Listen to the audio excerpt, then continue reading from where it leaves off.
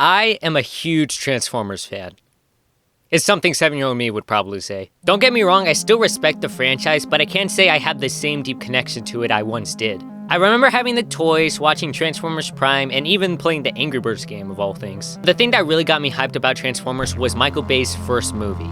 Not because it had a compelling story or great characters, but I got to see these badass cars turn into robots and wreck entire cities. It was a pure destruction fest, and I ate this shit up.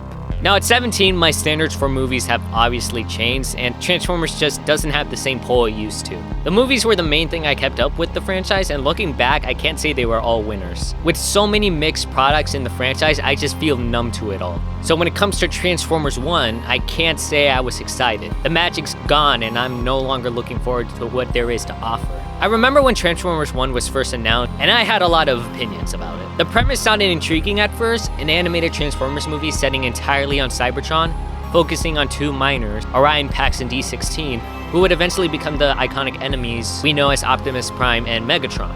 It seemed like we were finally going to dive into a part of the Transformers lore we've only even seen glimpses of.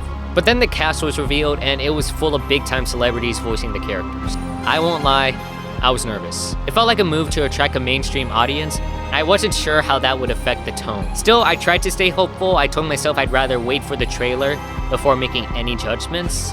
Then the trailer dropped, and it was full of jokes. Jokes everywhere. I'll admit, this is where my fears were confirmed. It lacked the tension I was hoping for, and the celebrity voice cast seemed more focused on drawing in a broader audience than on giving the characters actual depth. On top of that, there were those typical MCU-style quips, with the MCU actors doing their usual shtick. All the signs pointed Transformers 1 being just another generic kids movie. There's no other way to put it. And I didn't want to believe it. But the news and the trailers made it kind of hard not to feel that way. Despite my doubts, I ended up going to see it for two main reasons. First, I'm a huge animation fan, and I was curious to see how Cybertron would be portrayed in the style.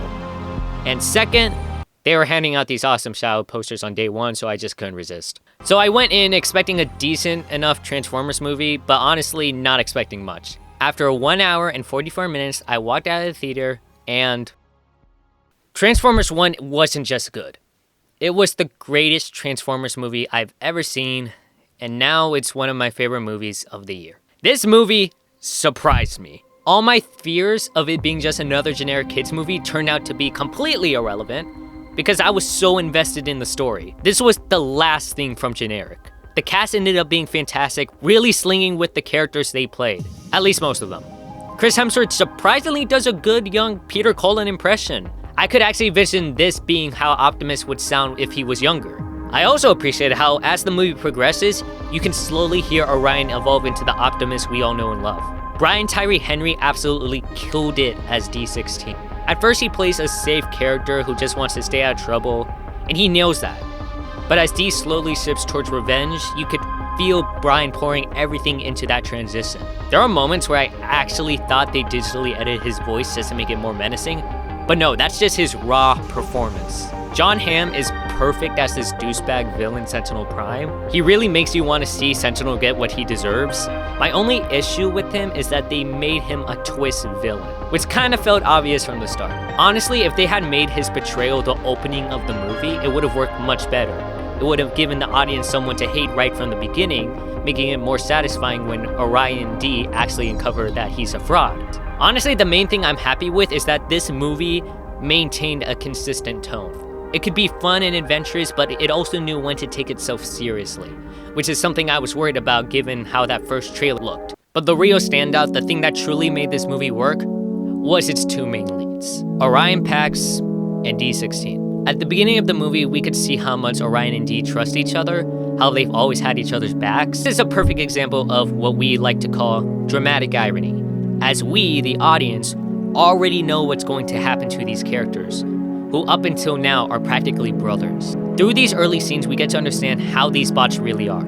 Orion, much like Optimus, is always striving to prove himself, always trying to show he's more than what others think of him. On the other hand, there's D, the one who sticks to protocol, the one who's fine with staying in his lane, not realizing the true potential within him. The tragic thing is, D only discovers that potential when he chooses to use it in the wrong way. D learns that Sentinel Prime, the Prime he'd idolized his entire life, is a fraud, his entire demeanor begins to change.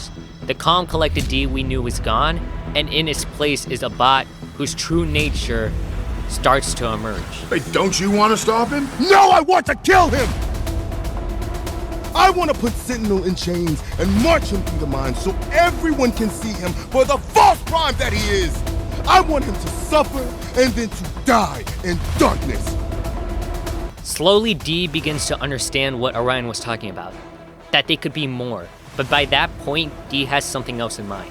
This all culminates in what I believe is the best scene in the movie. D has Sentinel at his knees, begging for mercy. Orion, of course, is against this, believing that rebuilding a future can't begin with an execution. But going back to that dramatic irony, we know how this story ends.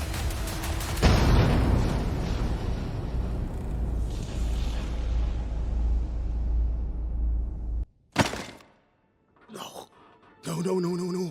Why? Why did you do that? Why? To Orion, this was an act to stop his friend from becoming something terrible. But to D, Orion has been imposing him ever since he began to embrace his power. No. And now, he's protecting the traitor. Orion sealed his fate. That was the last straw. I'm done saving you.